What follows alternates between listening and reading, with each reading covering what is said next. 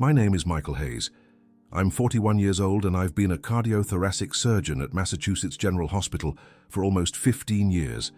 I've operated on over 2,000 hearts.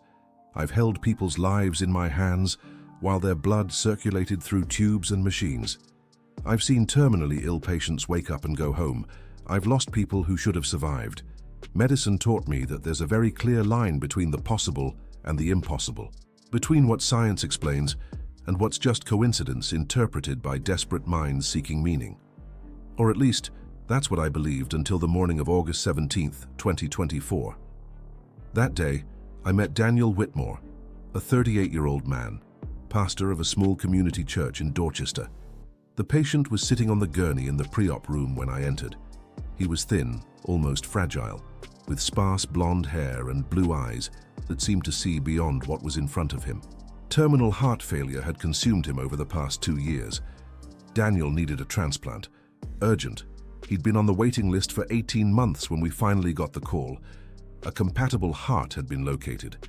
22-year-old donor, motorcycle accident in Connecticut.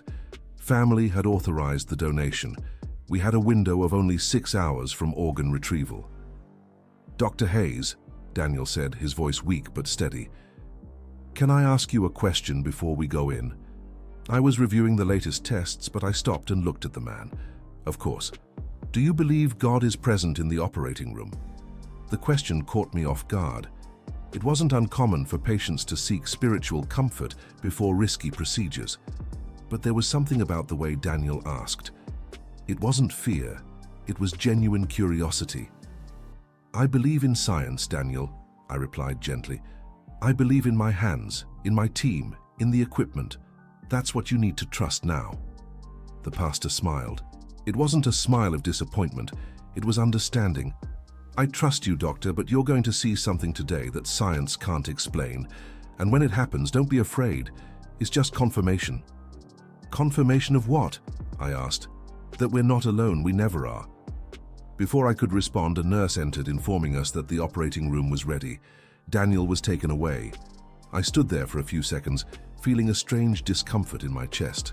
Those words echoed in my mind as I washed my hands at the surgical sink, scrubbing each finger methodically.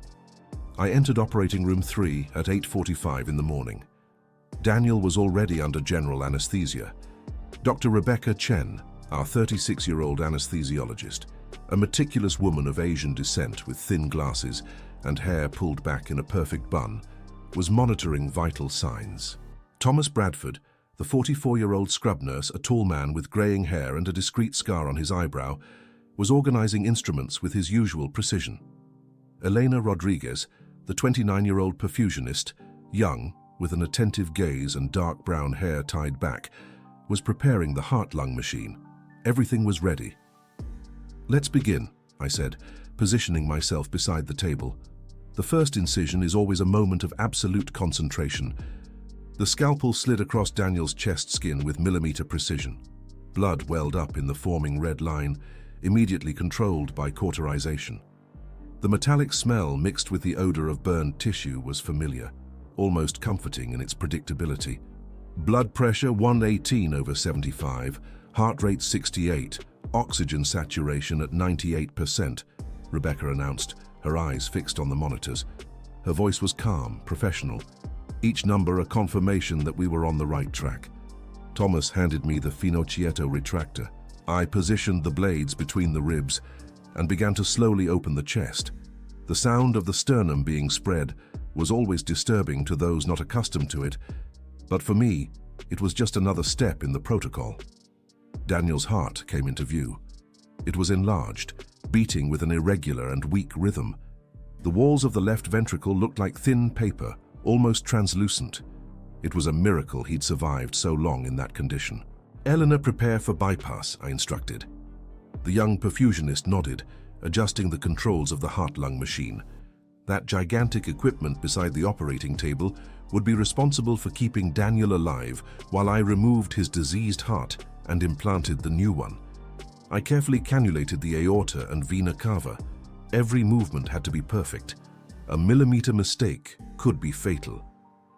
"Initiating extracorporeal circulation," Elena announced.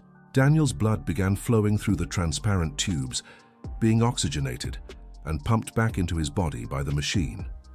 His heart, relieved of the pumping function, decreased its rhythm until it almost stopped. I looked at the cardiac monitor. The green line showed increasingly faint undulations. "Let's cool to 28 degrees, Rebecca said, initiating the hypothermia protocol to protect the brain during the procedure.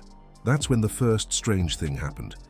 The monitor on the right side of the table, audio equipment used to monitor cardiac and pulmonary sounds during complex surgeries, emitted a noise. It wasn't the regular beep of the equipment. It was something different, static. "Thomas, is this monitor defective?" I asked, without taking my eyes off the surgical field. The nurse approached, checked the connections. "Everything's connected correctly, doctor. Maybe it's interference." I ignored it. We had more important things to worry about. I clamped the aorta and began injecting the cardioplegic solution, a cold liquid that completely paralyzes the heart, allowing me to work on a motionless organ. Daniel's heart stopped beating. The silence in the room was absolute, broken only by the rhythmic sound of the heart-lung machine and the constant beep of vital monitors. I began dissecting the connections of the old heart. Aorta, pulmonary artery, vena cava. Each blood vessel was cut and prepared to receive the new organ. My hands moved with automatism, acquired over years of practice. "Donor heart ready," announced a technician who had entered with the thermal box. I opened the container.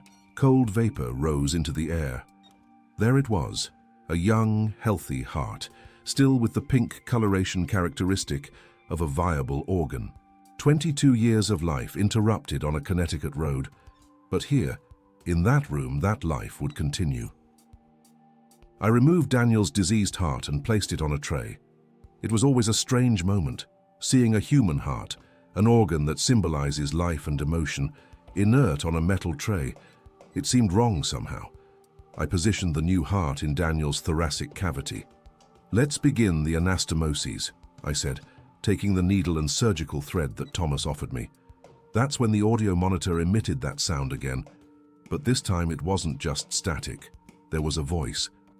I stopped for a fraction of a second, the needle suspended in air, surgical thread hanging between my gloved fingers. "Did anyone else hear that?" I asked without taking my eyes off the heart resting in Daniel's thoracic cavity. Rebecca looked up from the monitors. "Hear what?" "The audio monitor. There was a voice." Thomas frowned. Elena looked at the equipment, confused. The nurse approached the device again, checking the controls. "Dr. Hayes, the monitor is functioning normally. It only registers internal body sounds. There's no external microphone connected." "I know how the equipment works, Thomas," I replied, perhaps more sharply than I intended. But I heard something. "Could have been interference from a cell phone or emergency radio," Rebecca suggested, her voice maintaining that scientific and rational tone I so appreciated. The anesthesiologist adjusted her glasses. "It happens sometimes." I took a deep breath. She was probably right.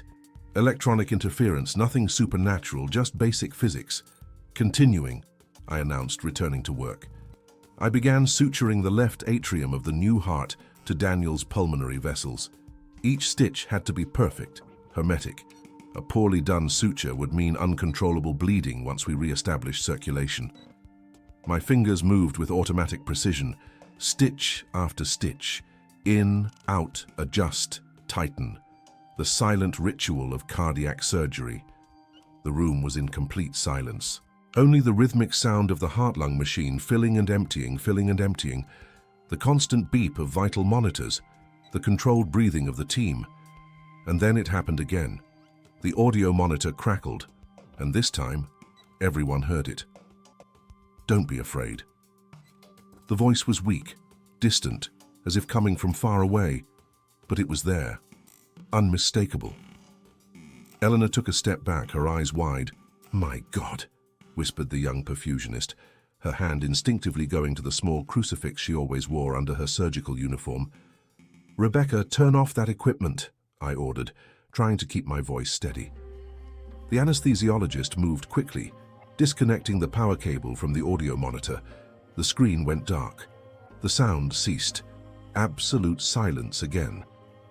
"Problem solved," Rebecca said, but there was something in her voice, an almost imperceptible crack in her armor of rationality.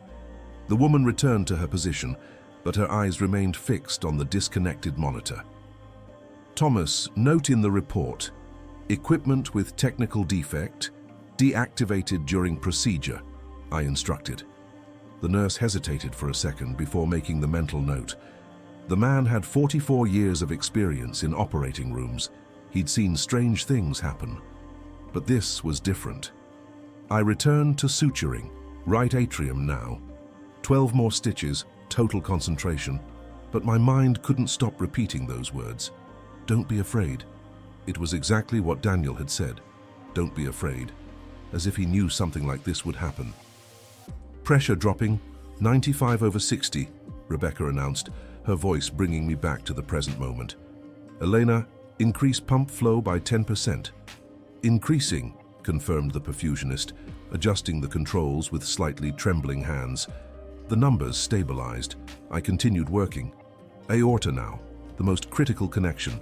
It's through the aorta that oxygenated blood leaves the heart and feeds the entire body. A mistake here would be catastrophic. I positioned the end of the new heart's aorta over Daniel's aortic stump. I began suturing. Each stitch had to be perfect. 3 stitches, 6 stitches, 9 stitches. The disconnected monitor, which was there beside the table, inert and without power, turned on by itself. The screen blinked once, twice, and then, clear as crystal, the voice returned. "He's going to be fine, don't be afraid. Everything is as it should be." Thomas dropped an instrument on the floor. The metallic sound echoed through the room like a gunshot. Elena began praying softly in Spanish, her words coming out in a rapid whisper while her fingers made the sign of the cross. Rebecca was pale, looking at the monitor as if it were a materialized ghost. And I just kept suturing, because stopping wasn't an option. Daniel Whitmore was trusting me, and something or someone was trying to tell me that everything would be okay.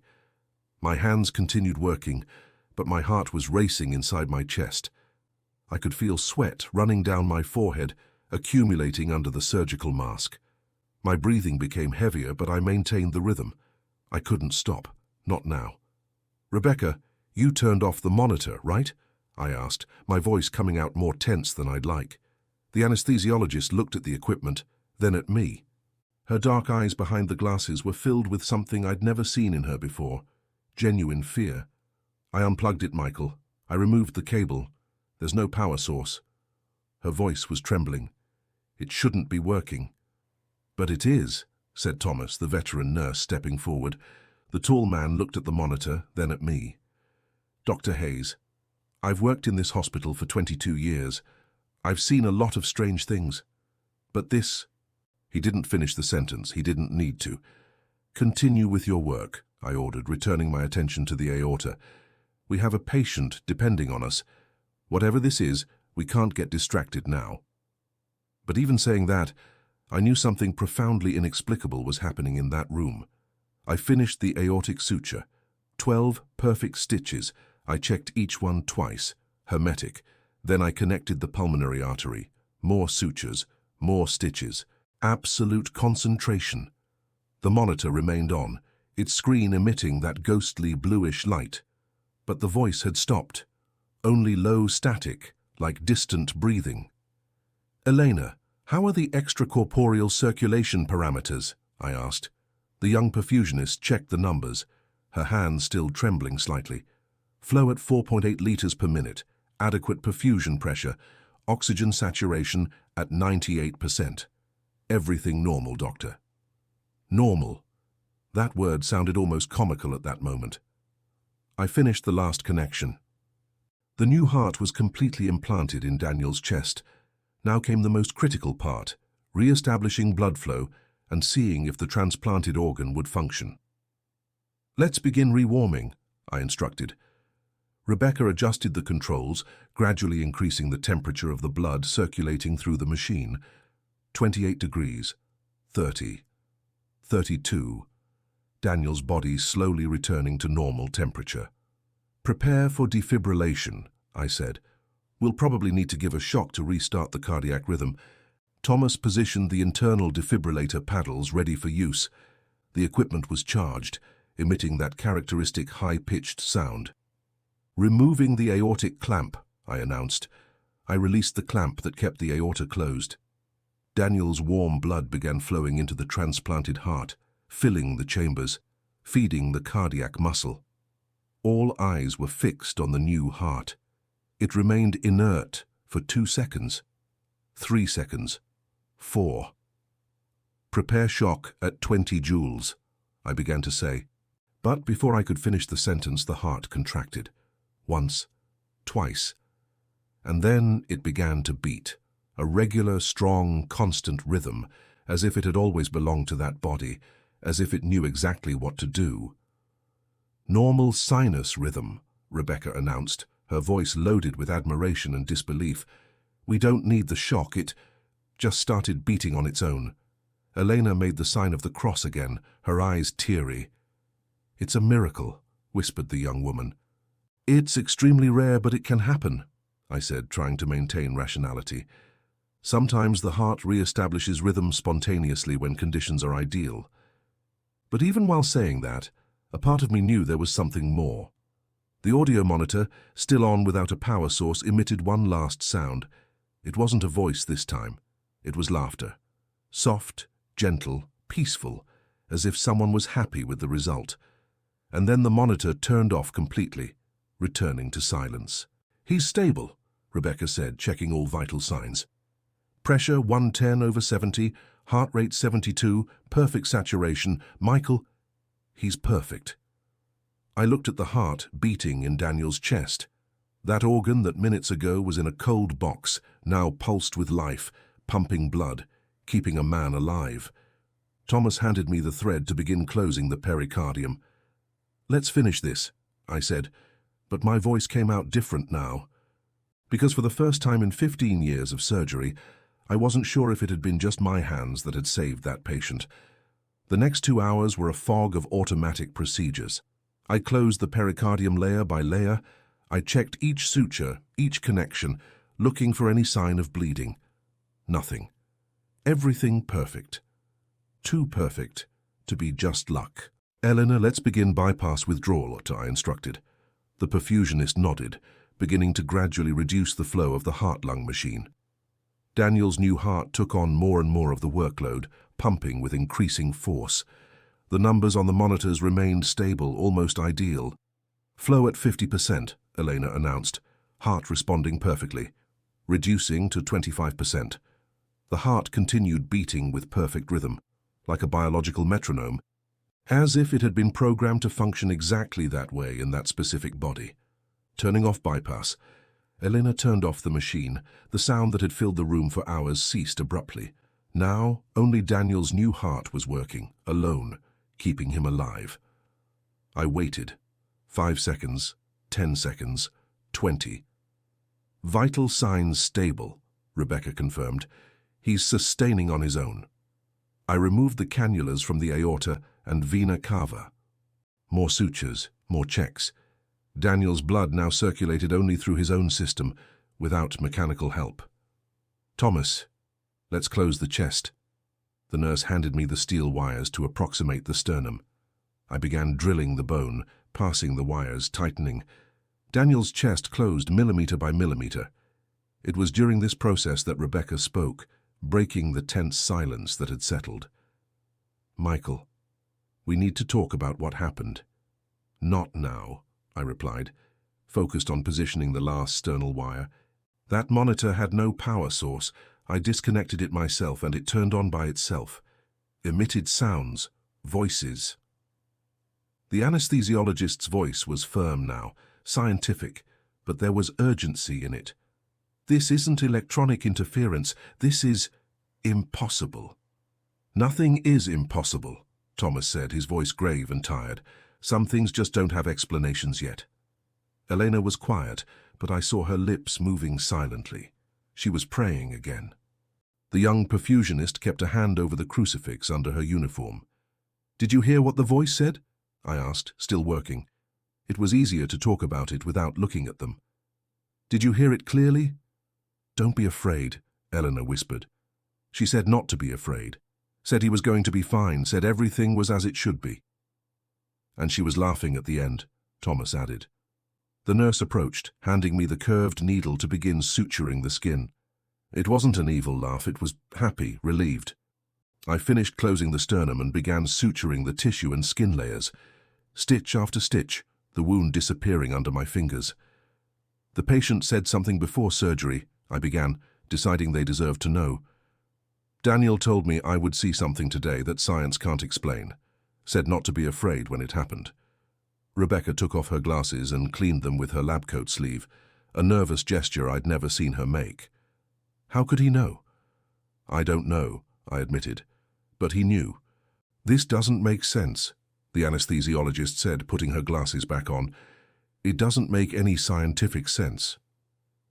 Not everything needs to make scientific sense to be real, Eleanor said, her voice low but firm. The young woman looked at each of us. My grandmother was a healer in Guadalajara. She saw things, knew things. Doctors said she was crazy, but she cured people hospitals had given up on. Sometimes what we can't explain is just because we're using the wrong tools to measure. Silence. I finished the last suture on Daniel's skin. The surgery was complete. I looked at the patient lying on the table, his chest now closed, his new heart beating perfectly inside him. Let's take him to ICU, I said. Next 48 hours are critical. Even with everything going perfectly here, heart transplant has enormous risks of rejection and complications. But even while saying that, looking at that man who was a pastor, who had told me God would be present in the operating room, I knew deep in my soul that Daniel Whitmore would survive. Because something had been there with us, something that defied my rational understanding of the universe, something that had used a monitor without power to tell us everything would be okay. The team began preparing Daniel for transport. Drains in place, infusion lines connected, portable monitor showing perfect vital signs. Dr. Hayes, Thomas called, his voice low. The veteran nurse approached me as we removed our surgical gloves. I've worked with you on dozens of transplants. This one was different, not just because of what happened, but because of what I felt in the room. What did you feel? The man hesitated, choosing his words carefully. Peace. Even with all that fear, that confusion, there was peace in the air, as if someone was telling us everything was under control. I didn't respond because I had felt the same thing. Daniel was taken to the cardiac intensive care unit on the 7th floor. I accompanied the transport, watching each beat on the portable monitor. 72 beats per minute, constant, perfect, like a Swiss watch. The ICU was silent at that time of morning.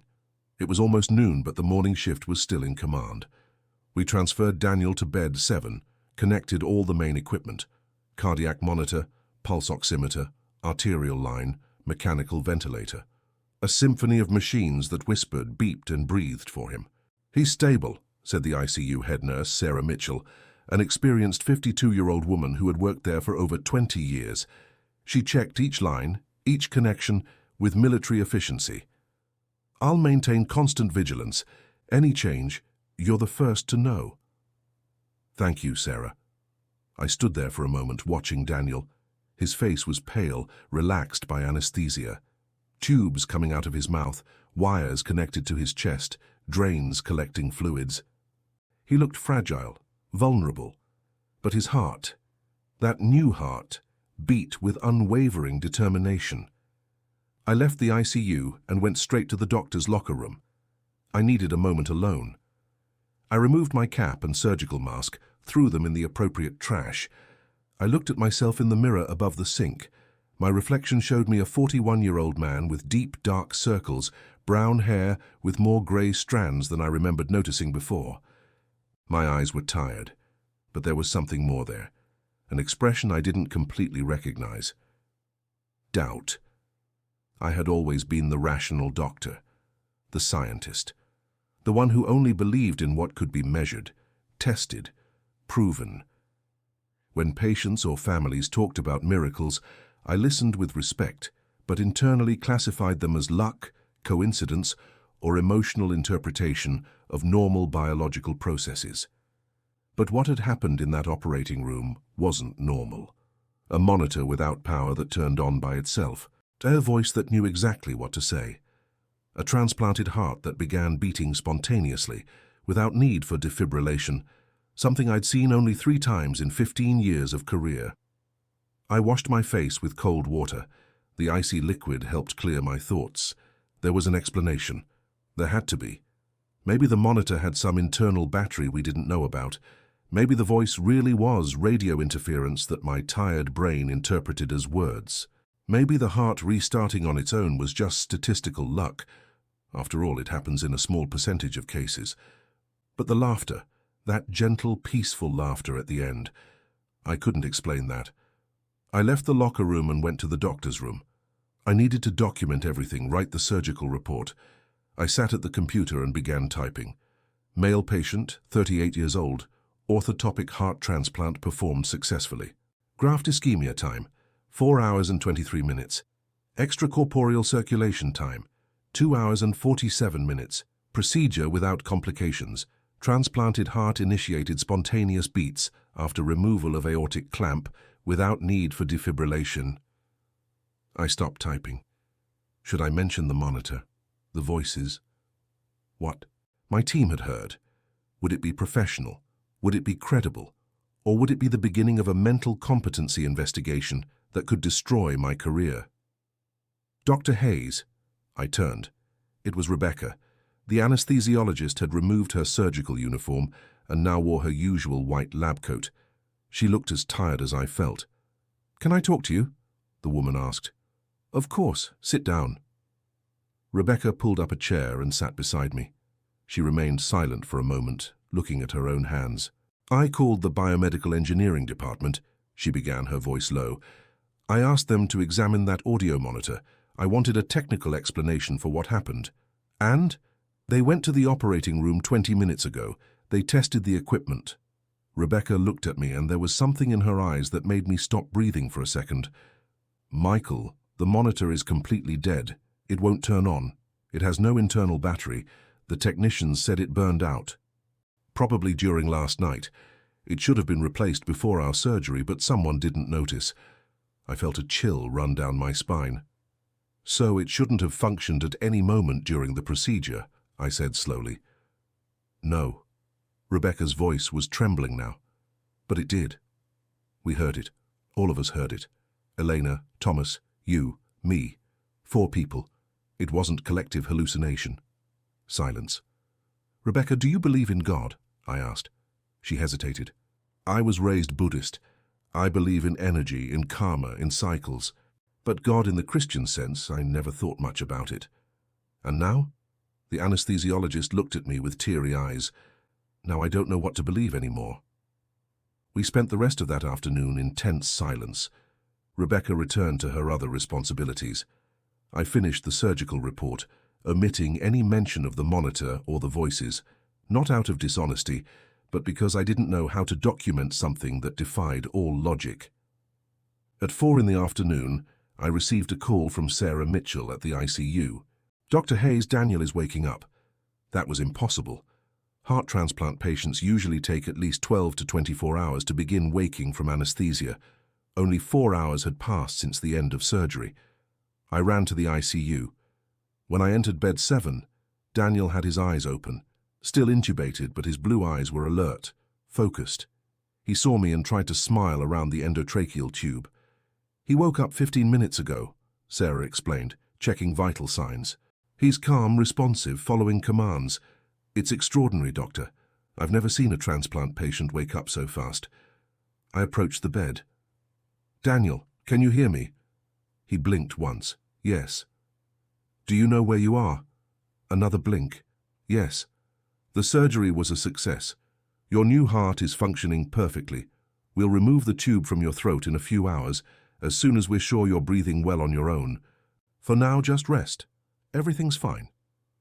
Daniel slowly raised his right hand, with difficulty because of the IV lines. He made a gesture as if he were writing. "You want to write something?" I asked. He blinked affirmatively. Sarah brought a clipboard and a pen. I placed them in Daniel's hand. With trembling movements he began to write. The letters were irregular but legible. "Did you hear?" My heart raced. I looked at those penetrating blue eyes. He knew. Somehow, even unconscious, even under deep general anesthesia, Daniel knew what had happened in that operating room. "Yes," I replied quietly, my voice almost a whisper. "I heard." Daniel wrote again, slower this time. "It was my mother. She died when I was 8. Always said she would protect me. Always." I felt my eyes burning. Sarah, beside me, brought her hand to her mouth. "Daniel," I began, but didn't know what to say. He wrote more. "The donor. His name was Ethan, 22 years old, motorcycle accident, devout family. He's with me now. I feel him." How could he know the donor's name? This information was confidential. I myself didn't know the name, only male donor, 22 years old, Connecticut. Daniel dropped the pen, exhausted from the effort, but his eyes remained fixed on me, and there was so much peace in that gaze that it was almost disturbing. I took the clipboard. I looked at the words, written in that trembling handwriting. Evidence of something I couldn't explain. "Rest now," I told Daniel, my voice loaded with emotion I tried to hide. "I'll check your progress in a few hours." I left the bed and went straight to the ICU administrative room. I called the regional organ bank, the transplant coordinator. "Linda, this is Dr. Hayes. I need to confirm information about the donor from the heart transplant I performed today." "Of course, doctor. One moment." I heard the sound of keys being typed. "Donor number 2847. Male, 22 years old, motorcycle accident in Hartford, Connecticut. Organs recovered early this morning." I took a deep breath. "Linda, what was the donor's name?" There was a pause. "Doctor, you know we normally don't disclose that information until the appropriate time." "Please, it's important." Another sigh. "His name was Ethan. Ethan Morrison. He came from a devout Christian family. His mother specifically asked that we know her son always wanted to be an organ donor, that it was part of his faith to help other people even after death." I hung up the phone slowly. Ethan Morrison. Daniel had written Ethan, the exact name of a donor he shouldn't know. I returned to bed 7. Daniel was sleeping now, his face peaceful. The monitors showed perfect vital signs. That new heart, Ethan Morrison's heart, beat with constant force inside him. I pulled up a chair and sat beside the bed.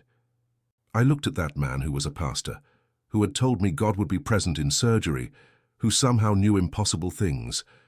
"Daniel," I whispered, even knowing he couldn't hear me.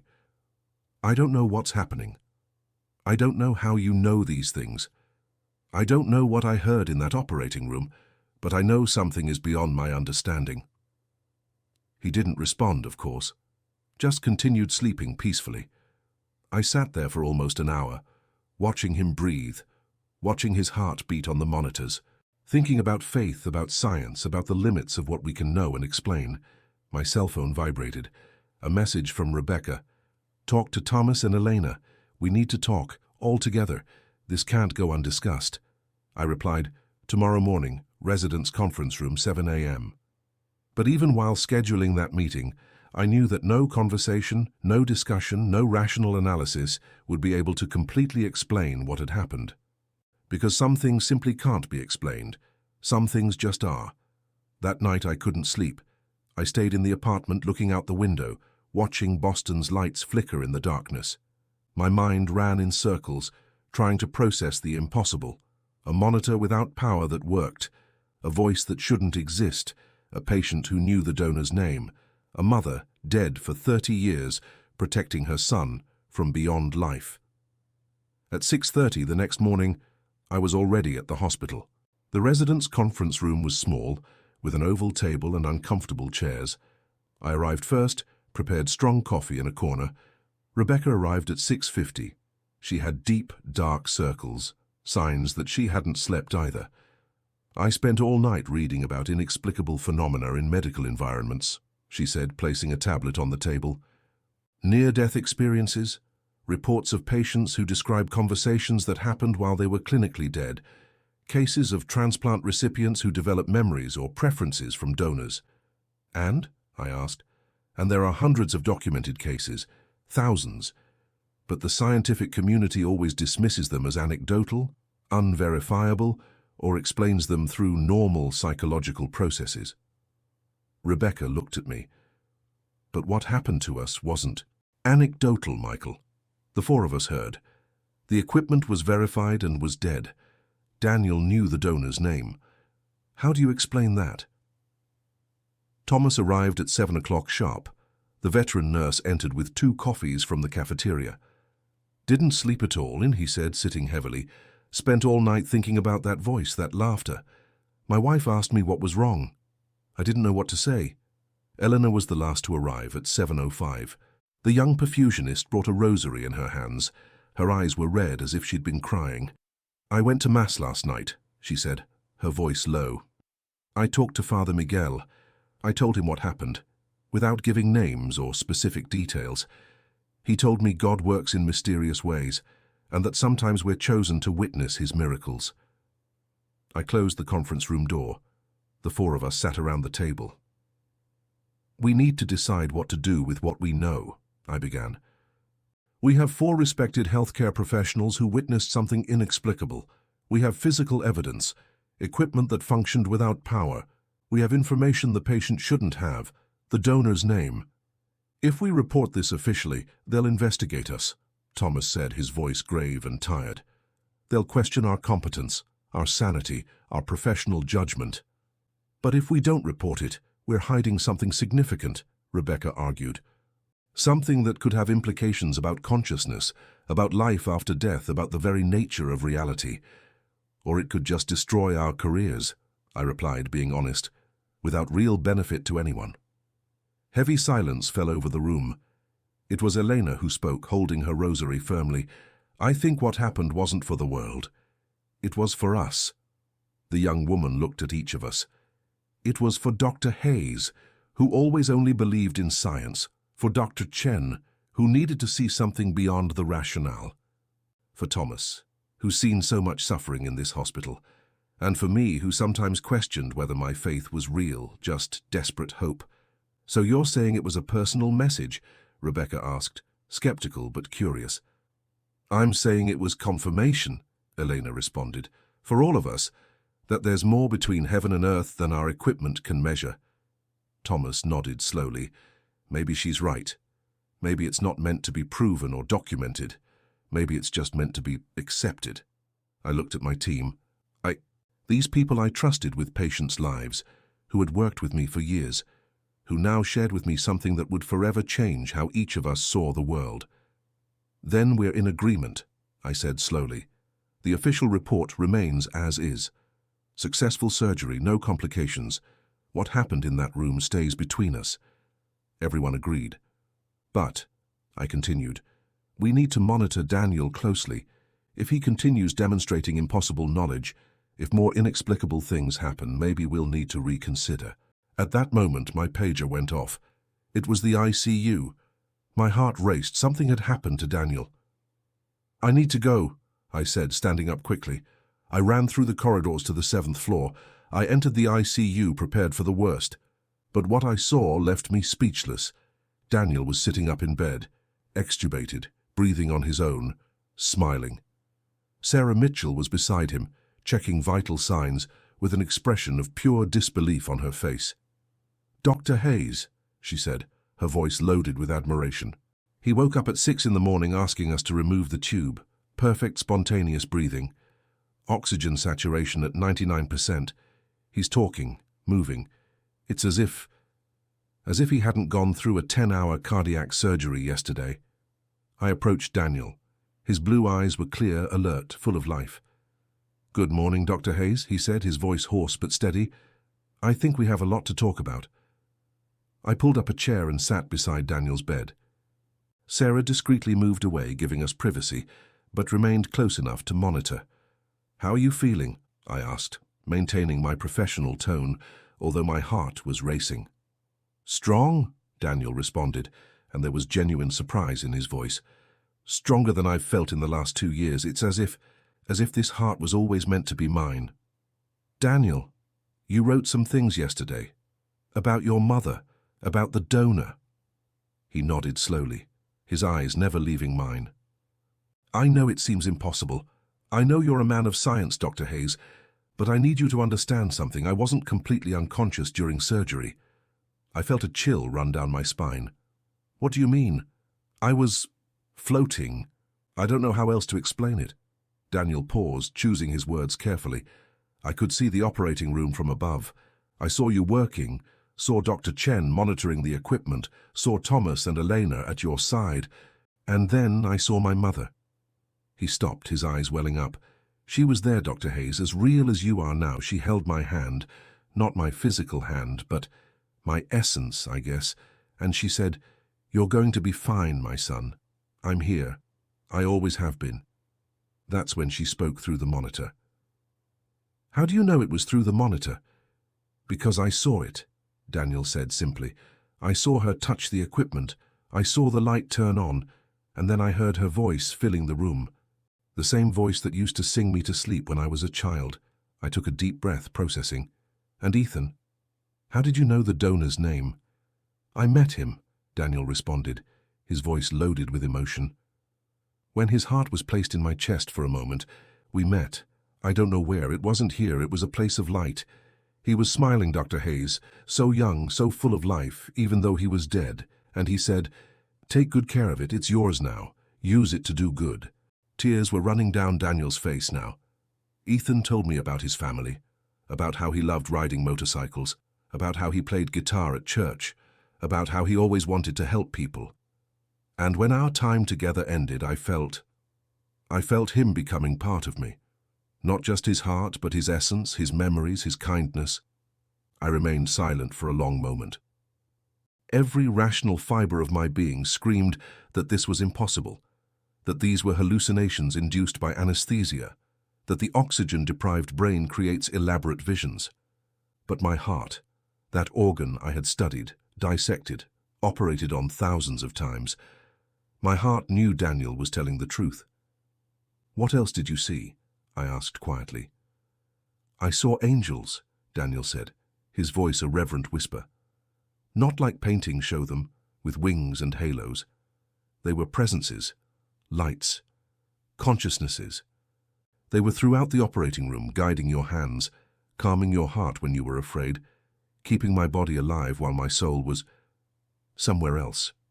"I was afraid," I admitted, surprised by my own honesty. "When that voice came from the monitor, I was terrified." "I know, my mother knew. That's why she said not to be afraid. It wasn't just for you, Dr. Hayes. It was for your entire team. You were doing sacred work, and you needed to know you weren't alone." Daniel took my hand. His hands were warm, strong. Not the hands of someone who had gone through heart transplant surgery less than 24 hours ago. "You saved my life," he said. "But more than that, you were chosen to witness something extraordinary, so that you would know, beyond a shadow of doubt, that life continues, that love continues, that death is not the end." I felt tears burning my eyes. I hadn't cried since residency, since the first time I lost a patient on the operating table. "I spent my entire career believing only in what I could see, touch, measure," I said, my voice breaking. "And in a single day, everything I thought I knew was questioned." "Not questioned, Dr. Hayes, expanded." Daniel squeezed my hand. "Science continues to be real, true, important, but it's not everything. It's just one lens through which we see reality. There are other lenses, and when you use all of them together, the complete picture is glorious." We heard footsteps. Rebecca, Thomas, and Elena entered the ICU. They had come to check on me, probably worried about my emergency page. When they saw Daniel sitting up, awake, talking to me, they stopped in surprise. "It's impossible," Rebecca whispered. "No," Daniel said, looking at each of them with that tranquil smile. "It's a miracle, and you all were part of it." Eleanor began to cry, her rosary clutched in her hands. Thomas simply stared, his expression of hardened veteran melting into pure admiration. Rebecca took off her glasses, cleaned them, put them back on. Her gesture, I had learned, meant she was processing something that defied her understanding. "Thank you," Daniel said to all of us. "Thank you for being the instruments through which God worked. Thank you for having skilled hands and open hearts. Thank you for having faith even when you didn't know you had it." At that moment, the monitors around Daniel's bed began playing a soft melody. They weren't alarms, they weren't irregular beeps. It was like music. Sarah ran to check. "There's nothing wrong with the equipment," she said, confused. "They're just, I don't know, singing." And then, as suddenly as it began, the melody stopped. Everything returned to normal. But we knew, all of us knew, that nothing would be normal again. Daniel Whitmore was discharged from the hospital 7 days later. 7 days. An absolute record for heart transplant. Normally, patients stay hospitalized for at least 3 weeks, facing complications, medication adjustments, rejection episodes. But Daniel had no complications. None. His body accepted Ethan Morrison's heart as if it had always been his. Endomyocardial biopsies showed 0 signs of rejection. His immunosuppressant levels were the lowest I'd ever prescribed, and even so they worked perfectly. "It's as if his body knew this heart was a gift, not a threat," Rebecca said when we reviewed the tests for the 5th time, looking for something to explain it. On the day of discharge, I went to say goodbye to him.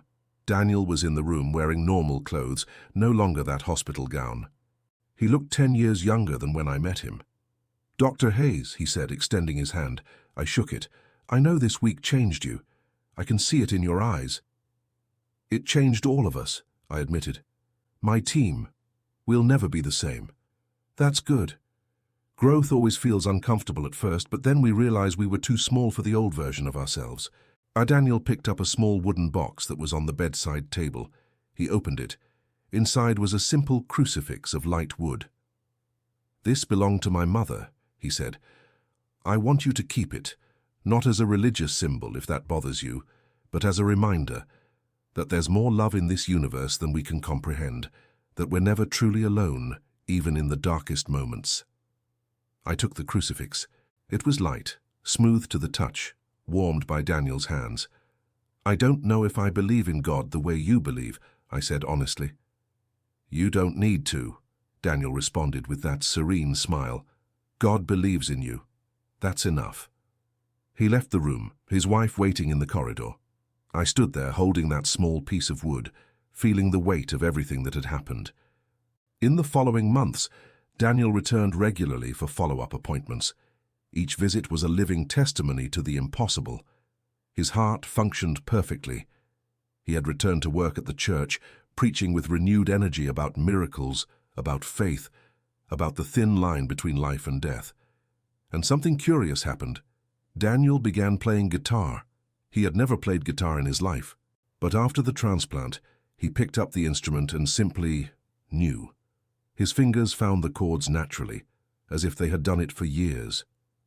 Ethan Morrison played guitar at church. Rebecca showed me the studies.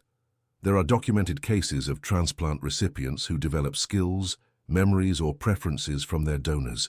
Science still doesn't completely explain it, but the theory is that cardiac cells can retain information, cellular memories. Or maybe it's just another mystery that doesn't need to be completely explained to be real. Thomas retired 6 months later. He said it was time to spend more time with family, to appreciate life while he was still here. At the farewell party, he pulled me aside. "That day in the operating room," the veteran nurse said, his eyes teary, "it was the most important day of my career, not because of the procedure, but because of what I learned, that there's still magic in this world, still mystery, and that's beautiful." Elena continues working with us, but now wears her crucifix over her uniform, not hidden. When asked why, she simply said, "Because I'm not afraid anymore to show what I believe in." Rebecca and I still argue. She remains a scientist, skeptical, rational. But sometimes I catch her looking at that operating room, room 3, with an expression I can't completely decipher. Respect maybe, or reverence, as for me. I keep the wooden crucifix in my pocket, always. I touch it before each surgery, a ritual that wouldn't have made sense a year ago. I'm still a doctor. I still believe in science, in protocols, in evidence. But now I know there's room for more, for mystery, for the inexplicable, for the possibility that we're part of something much larger than our equipment can measure. The surgery that changed everything wasn't just about saving a life, it was about opening eyes, mine included, to the truth that we're surrounded by miracles every day. We just need to be willing to see them. If this story touched your heart, if it made you question, if it made you feel something deep, leave your like. Share in the comments your own experiences with the inexplicable, with faith, with moments where medicine met miracle. And subscribe to the channel for more stories that challenge the limits between science and faith, between the possible and the impossible. Because some stories can't be explained by medicine, but they need to be told anyway.